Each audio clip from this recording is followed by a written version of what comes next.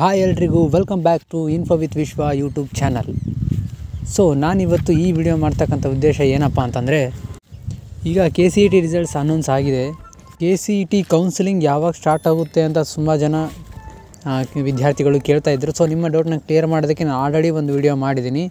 So ನೀವು ನನ್ನ ಚಾನಲ್ನಲ್ಲಿ ಹೋಗಿ ಚೆಕ್ ಮಾಡ್ಬೋದು. ಸೊ ಈ ವಿಡಿಯೋ ಮಾಡ್ತಕ್ಕಂಥ ಉದ್ದೇಶ ಏನಪ್ಪ ಅಂತಂದರೆ, ಸೊ ಭಾಳಷ್ಟು ವಿದ್ಯಾರ್ಥಿಗಳು ಈ ಮಾಕ್ ಅಲಾಟ್ಮೆಂಟ್ ಅಂದರೆ ಏನು, ಈ ಮಾಕ್ ಅಲಾಟ್ಮೆಂಟಲ್ಲಿ ಮಾಕ್ ರಿಸಲ್ಟ್ ಅಂತ ಬಿಡ್ತಾರಲ್ಲ ಅದು ಏನು ಅಂತ ಭಾಳಷ್ಟು ಜನ ನಾನು ವಿಡಿಯೋ ಮಾಡಾದ್ಮೇಲೆ ಕೇಳ್ತಾಯಿದ್ರು. ಸೊ ನಾನು ನಿಮ್ಮ ಈ ಡೌಟ್ನ ಕ್ಲಿಯರ್ ಮಾಡೋದಕ್ಕೆ ಈ ವಿಡಿಯೋನ ಮಾಡ್ತಾಯಿದ್ದೀನಿ. ಸೊ ಮೊದಲನೇದಾಗಿ ನೀವು ಈ ಮಾಕ್ ಅಲಾಟ್ಮೆಂಟ್ ಅಂದರೆ ಏನು ಅಂತ ಅನ್ನೋದನ್ನು ನೋಡೋದಾದರೆ, ಈ KEAನವರು ನಿಮಗೆ ಕೌನ್ಸಿಲಿಂಗ್ ಡೇಟ್ನ ಅನೌನ್ಸ್ ಮಾಡ್ತಾರೆ. ಈ ಕೌನ್ಸಿಲಿಂಗ್ ಡೇಟ್ ಅನೌನ್ಸ್ ಮಾಡಾದಮೇಲೆ ನೀವು ಫಸ್ಟಿಗೆ ನಿಮ್ಮ ಆಪ್ಷನ್ ಎಂಟ್ರಿಯನ್ನು ಮಾಡ್ತೀರಾ. ಆಪ್ಷನ್ ಎಂಟ್ರಿಯಲ್ಲಿ ನಿಮ್ಮ ಇಷ್ಟವಾದ ಕಾಲೇಜ್ಗಳನ್ನು ನಿಮ್ಮ ಪ್ರಿಯಾರಿಟಿ ವೈಸ್ ಎಂಟ್ರಿ ಮಾಡ್ತಾ ಬರ್ತೀರಾ. ಸೊ ನೀವು ಈಗೆಲ್ಲ ನಿಮ್ಮ ಕಾಲೇಜ್ಗಳನ್ನು ಎಲ್ಲ ಎಂಟ್ರಿ ಮಾಡಿ ಆದಮೇಲೆ ಸೊ ನಿಮಗೆ ಒಂದು ಮಾಕ್ ಅಲಾಟ್ಮೆಂಟ್ ಅಂತ ಬಿಡ್ತಾರೆ. ಅದೇನಪ್ಪ ಅಂತಂದರೆ, ಮಾಕ್ ನೀವೇನು ಆಪ್ಷನ್ ಎಂಟ್ರಿ ಮಾಡಿರ್ತಾರಲ್ಲ ನಿಮ್ಮ ಅದಕ್ಕೆ ತಕ್ಕಂಗೆ ನಿಮ್ಮ ರ್ಯಾಂಕ್ಗಳಿಗೆ ತಕ್ಕಂಗೆ ಕಾಲೇಜಸ್ನ ಅಲಾಟ್ ಮಾಡ್ತಾರೆ. ಆದರೆ ನೀವು ಆ ಕಾಲೇಜಸ್ಗಳಿಗೆ ಹೋಗಿ ಅಡ್ಮಿಷನ್ ತೊಗೊಳೋ ಹಾಗಿಲ್ಲ.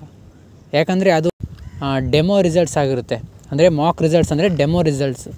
ಆ ಡೆಮೋ ನಿಮಗೆ ಈ ರ್ಯಾಂಕಿಗೆ ನಿಮ್ಮ ಮಾಡಿರ್ತಕ್ಕಂಥ ಆಪ್ಷನ್ ಎಂಟ್ರಿಗೆ ಈ ಕಾಲೇಜುಗಳು ನಿಮಗೆ ಸಿಗಬಹುದು ಅನ್ನೋ ಒಂದು ಐಡಿಯಾ ನಿಮಗೆ ಒಂದು ಐಡಿಯಾ ಸಿಗಲಿ ಅನ್ನೋ ಒಂದು ಕಾರಣಕ್ಕೆ ಈ ಮಾಕ್ ಅಲಾಟ್ಮೆಂಟನ್ನು ಬಿಡ್ತಾರೆ.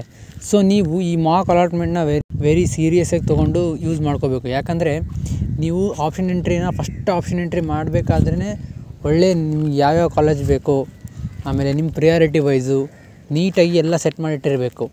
ಈ ಸೆಟ್ ಮಾಡಿ ಇಟ್ಟಾದಮೇಲೆ ನಿಮಗೆ ಯಾವ ಕಾಲೇಜ್ ಸಿಗುತ್ತಾ ಅಂತ ನೋಡ್ಕೋಬೇಕು.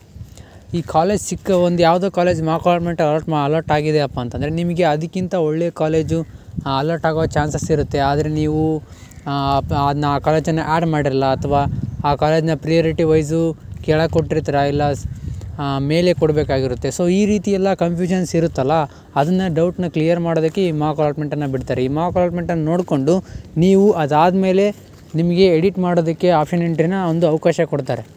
ಸೊ ನಿಮ್ಮ ಈ ಅವಕಾಶವನ್ನು ನೀವು ಬಳಸ್ಕೊಂಡು ಸೊ ನೀವು ನಿಮ್ಮ ಆಪ್ಷನ್ ಎಂಟ್ರಿಯನ್ನು ಈ ಮಾಕ್ ಅಲಾಟ್ಮೆಂಟ್ ನೋಡಿಕೊಂಡು ನಿಮಗೆ ಹೇಗೆ ಬೇಕೋ ಹಾಗೆ ಚೇಂಜಸನ್ನು ಮಾಡ್ಕೋಬೋದು, ಎಡಿಟ್ ಮಾಡ್ಕೋಬೋದು.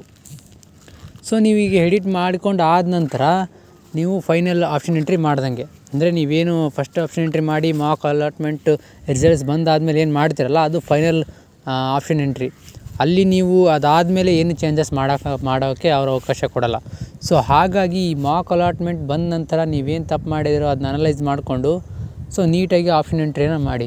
ಸೊ ಅಲ್ಲಿವರೆಗೂ ಟೈಮ್ ಕೊಡೋದಕ್ಕಿಂತ ಈಗಲಿಂದನೇ ನೀಟಾಗಿ ನೀವು ಆಪ್ಷನ್ ಎಂಟ್ರಿ ಬಗ್ಗೆ ನೀಟಾಗಿ ಎಲ್ಲ ಲೀಸ್ಟನ್ನು ರೆಡಿ ಮಾಡಿಕೊಂಡು ತಯಾರಿ ಮಾಡ್ಕೊಂಡಿರಿ.